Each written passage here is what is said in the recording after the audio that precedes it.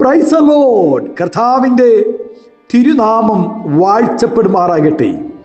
ഞാൻ ക്രിസ്തുവിൽ സ്നേഹിക്കുന്ന എല്ലാ ദൈവകുഞ്ഞുങ്ങൾക്കും ഈ 11-ാം മാസത്തിൻ്റെ 28-ാമത്തെ പ്രഭാത വന്ദനം കൂടെ അറിയിക്കുന്നു. ലോകമെമ്പാടുമായിരുന്നു കൊണ്ട് ഈ വചന സന്ദേശം ശ്രവിക്കുന്ന എല്ലാ ദൈവദാസന്മാർക്കും ദൈവദാസിമാർക്കും വാത്സല്യ കുഞ്ഞുങ്ങൾക്കും എൻ്റെ ഹൃദയത്തിൻ്റെ ആഴമേറിയ സ്നേഹത്തെയും വന്ദനത്തെയും നന്ദിയും ഒപ്പം പ്രാർത്ഥനയും അറിയിക്കുന്നു. ഈ പ്രഭാതവും പ്രാർത്ഥനയോടുകൂടെ വചന സന്ദേശം ശ്രവിപ്പാൻ നമുക്ക് പ്രവേശിക്കാം. സങ്കീർത്തനക്കാരൻ ഇപ്രകാരം പാടുന്നു: എൻ്റെ ദൈവമേ, നിന്റെ ഇഷ്ടം ചെയ്യുവാൻ ഞാൻ പ്രിയപ്പെടുന്നു. നിന്റെ ന്യായപ്രമാണം എൻ്റെ ഉള്ളിലിരിക്കുന്നു. ഇഷ്ടങ്ങളില്ലാത്തവരില്ല. ഓരോരുത്തർക്കും അവരവരുടെ ജീവിത രീതിയുമായി ബന്ധപ്പെട്ട് വിവിധ ഇഷ്ടങ്ങളുണ്ട്. ഭക്ഷണം എല്ലാവർക്കും ആവശ്യമാണ്, എന്നാൽ എല്ലാ രുചിയും എല്ലാ ഭക്ഷണങ്ങളും എല്ലാവർക്കും ഇഷ്ടമല്ല. ഭക്ഷണ കാര്യത്തിൽ ഓരോരുത്തർക്കും ഓരോ ഇഷ്ടങ്ങൾ ഉള്ളതുപോലെ വസ്ത്രത്തിൻ്റെ കാര്യത്തിലും നിറത്തിൻ്റെ കാര്യത്തിലും താമസ സ്ഥലത്തിൻ്റെ കാര്യത്തിലും വീടും കൃഷിയിടങ്ങൾ അങ്ങനെ ജോലി സംബന്ധമായ വിഷയങ്ങൾ വിദ്യാഭ്യാസ മേഖല എല്ലാത്തിലും വ്യത്യസ്തമായ ഇഷ്ടങ്ങൾ ഉള്ളവരാണ്. എന്നാൽ നാം ഇവിടെ ചിന്തിക്കുന്നത് ഏതെങ്കിലും മാനുഷിക വശത്തു നിന്നുള്ള ഇഷ്ടങ്ങളെക്കുറിച്ചല്ല. പ്രസ്തുത ഓരോ മനുഷ്യനെയും ഈ ലോകത്തിലേക്ക് അയക്കുമ്പോൾ അവൻ്റെ സൃഷ്ടാവായ ദൈവത്തിന് ആ വ്യക്തിയെക്കുറിച്ച് ചില ഇഷ്ടങ്ങളുണ്ടായിരുന്നു, ചില കാഴ്ചപ്പാടുകളുണ്ടായിരുന്നു. അതിനനുസരിച്ച് അവർ ആയിരിക്കണമെന്നും ദൈവം ആഗ്രഹിക്കുന്നു. എന്നാൽ ബഹുഭൂരിപക്ഷം സ്തോത്രം മനുഷ്യരും ദൈവത്തിൻ്റെ ഇഷ്ടമനുസരിച്ച് ജീവിക്കാതെ തങ്ങളുടെ സ്വന്തം ഇഷ്ടപ്രകാരമേ അല്ലെങ്കിൽ മറ്റാരുടെയെങ്കിലും ഇഷ്ടത്തിനനുസരിച്ചോ സാത്താൻ്റെ ഇഷ്ടത്തിന് അനുസരിച്ചോ വിധേയപ്പെട്ട് ജീവിക്കുന്നവരായിരിക്കും സത്യം.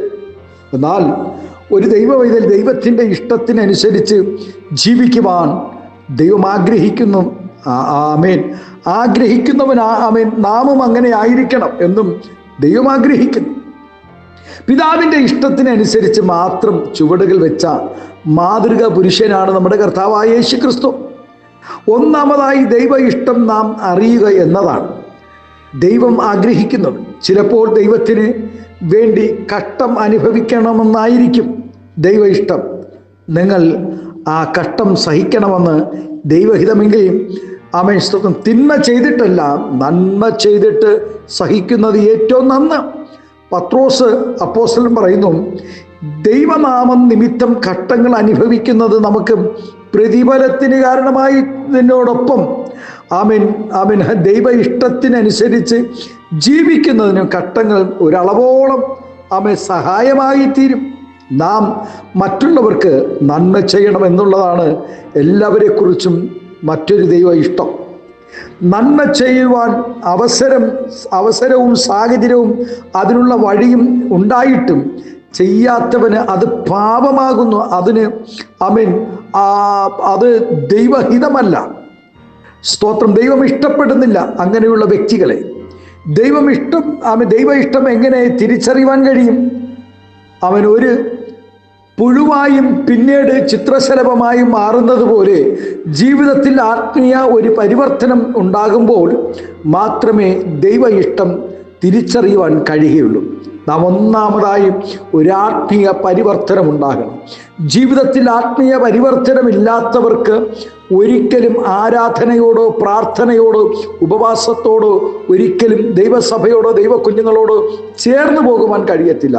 എന്ന് വെച്ചാൽ അവൻ ഇരുളിനൊരിക്കലും വെളിച്ചത്തോട് നിൽക്കുവാൻ കഴിയത്തില്ല എന്നതുപോലെ ഒരു പുഴുവിൻ്റെ സഞ്ചാര മേഖലയോ ഭക്ഷണമോ ചിന്തയോ അല്ല ഒരു ശലഭത്തിനുള്ളത്.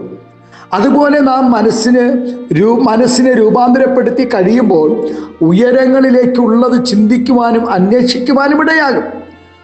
ശത്രു വലിയവനും ഭയങ്കരവനുമാണ്. നാം ആരെയും ഭയപ്പെടുത്തി ബഹുമാനമോ അംഗീകാരമോ വാങ്ങിക്കുവാൻ അവൻ ശ്രമിച്ചാൽ അത് നടക്കുകയുമില്ല. ഭയപ്പെടുത്തുന്ന വാക്കുകൾ പറഞ്ഞ് ആരെയും നേരെയാക്കുവാനും ആരെയും രക്ഷയിലേക്ക് കൊണ്ടുവരുവാനും സാധിക്കുന്നതുമല്ല. ഭീഷണിപ്പെടുത്തി ആരെയും ദൈവത്തെ സേവിപ്പിക്കുവാനും ആമേൻ ദൈവത്തെ ആരാധിപ്പിക്കുവാൻ കഴിയുന്നതുമല്ല. എന്നാൽ നമ്മുടെ വഴികളും ജീവിതവും ദൈവത്തിന് പ്രസാദകരമായി തീരും.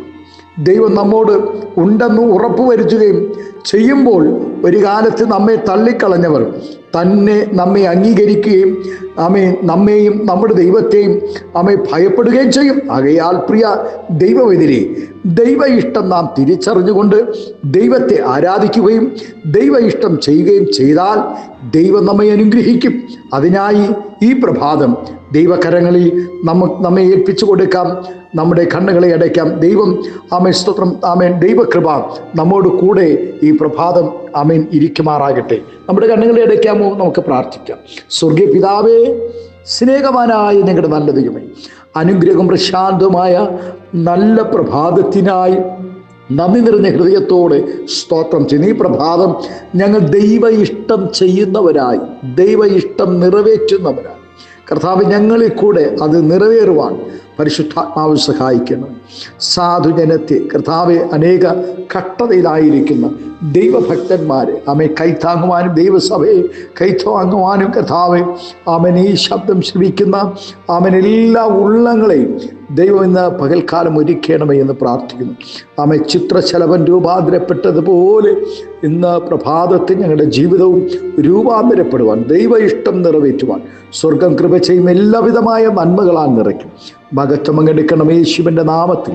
കൃപയോടെ പ്രാർത്ഥന കേൾക്കണമേ സ്വർഗീയ നല്ല പിതാവേ. Amen, amen, amen. Thank you. God bless you. ദൈവം എല്ലാവരെയും ഈ പ്രഭാതം ധാരാളമായി അനുഗ്രഹിക്കട്ടെ. Thank U.